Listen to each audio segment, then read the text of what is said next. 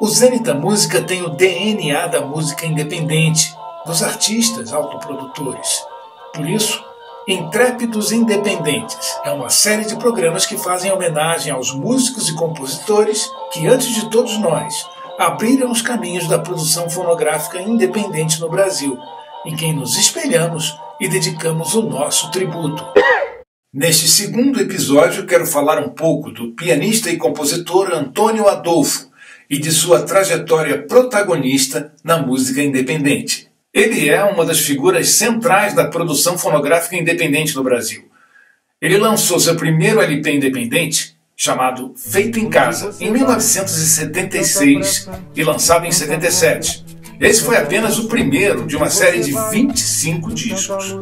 É o próprio Antônio Adolfo quem nos descreve o momento e as condições que o levaram a tomar nas próprias mãos a gravação e a distribuição do disco Feito em Casa. Bem, na verdade, o primeiro disco nasceu independente por acaso, porque não foi por acaso. Na verdade, eu estava querendo lançar um disco que reunisse as minhas músicas que eu fiz no período entre, vamos dizer, 1973 até 76. E quando eu fui estudar na França, depois tive aulas com o mestre Guerra Peixe aqui no Brasil. Então eu mostrei músicas, na verdade eram músicas muito simples, eram canções, a maioria era instrumental, né, mas tinha algumas canções também com letra. E resolvi ir para o estúdio gravar para não ter interferência, que essa é uma premissa muito importante para a gente se autoproduzir. Você poder gravar sem ter interferência, alguém dizendo que você tem que fazer assim ou assado. Mas eu já estava mais ou menos esperando que pudesse acontecer isso. Que quando eu fui mostrar essa gravação que eu fiz com músicos excelentes, Luizão Maia, Jamil Joanes, Paulo Braga, Joyce Moreno e a quantidade de músicos maravilhosos.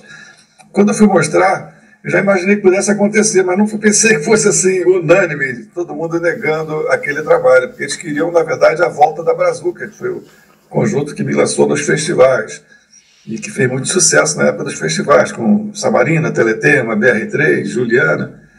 Então, foi uma surpresa. Eu mostrei para todas as gravadoras, acabou que eles não quiseram e eu parti para a produção independente. Eu nem sabia que isso se chamava produção independente. Eu apenas queria lançar o disco. Enquanto o país vivia sob o peso dos coturnos, da censura e dos atos institucionais da ditadura, o ambiente social era, de uma forma geral, receptivo às ações que fossem alternativas. E essa iniciativa dos músicos foi bem recebida pelo público e pela imprensa especializada. Em outras palavras, as contradições engendraram a oportunidade.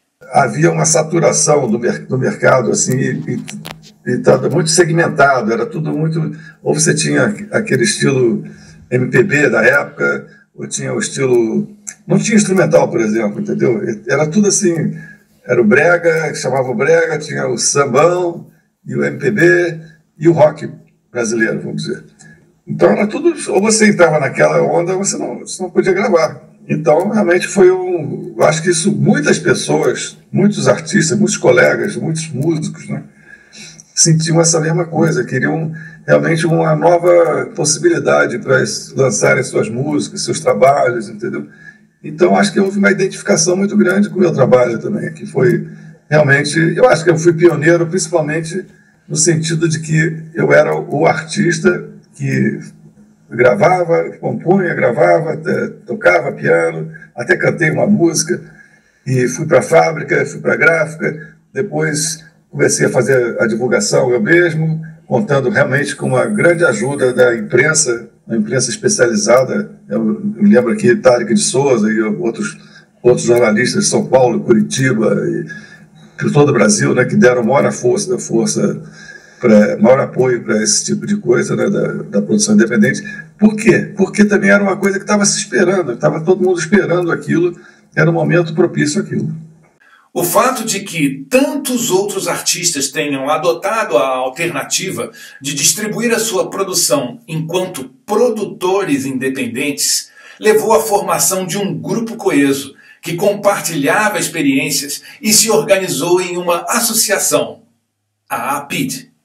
Olha, existiam os selos que se denominavam independentes, né? Tipo, com características diferentes. Por exemplo, tinha discos Marcos Pereira, também era um selo que gravava música regional, gravava coisa do clássico também. Aquarup também foi outra gravadora independente nesse estilo também, que se dedicava a uma música que não era comercial, assim. Então, quer dizer, tudo concorria para aquela coisa, né? Agora, os autoprodutores, os músicos que se produziam, eu acho que sentiam necessidade, assim como eu, de se juntar. Não é à toa que a gente criou uma associação dos produtores independentes, a PID, né? Associação dos Produtores Independentes do Rio de Janeiro, no caso, porque a gente estava no Rio de Janeiro. Mas os músicos tinham essa necessidade. E eu fazia questão de, por exemplo, botar toda a informação que eu tinha. Eu tinha umas pastas com o nome das lojas, os compradores das lojas, que naquela época a gente não tinha internet para vender, né? Então vendia-se em loja ou então em show. E eu me lembro que eu tinha uma lista enorme de rádios em todo o Brasil, de pessoas que apoiavam a música instrumental, a música alternativa, né? Se quiser usar esse nome. E eu passava tudo aquilo para um banco de informações que a gente tinha na APID, né? Então as pessoas tinham um interesse em participar daquela associação. A gente criou um prêmio, Chiquinha Gonzaga, que era uma pioneira também na produção independente, no caso das partituras, né? E diz até que ela tinha uma gravadora de fundo de quintal com o sobrinho dela, que era um namorado, na verdade. Mas eu acho que o pessoal sentiu, e realmente houve uma união bem grande naquele momento. Assim, através de ações empreendedoras, esse coletivo de autoprodutores reunidos na PID pôde se instituir durante os anos de chumbo, porque esse grupo organizado dialogou com a sociedade, ofertando uma produção musical diversificada e alternativa. O movimento contou com o apoio da imprensa especializada e com a receptividade do público. Foi um fato social total. As condições eram favoráveis a essa ruptura de paradigma e foram capitalizadas porque os músicos investiram os seus esforços em um movimento organizado e operativo. Mais um exemplo do caminho pavimentado pelos que nos precederam. Nos vemos no próximo episódio de Intrépidos Independentes. Até lá!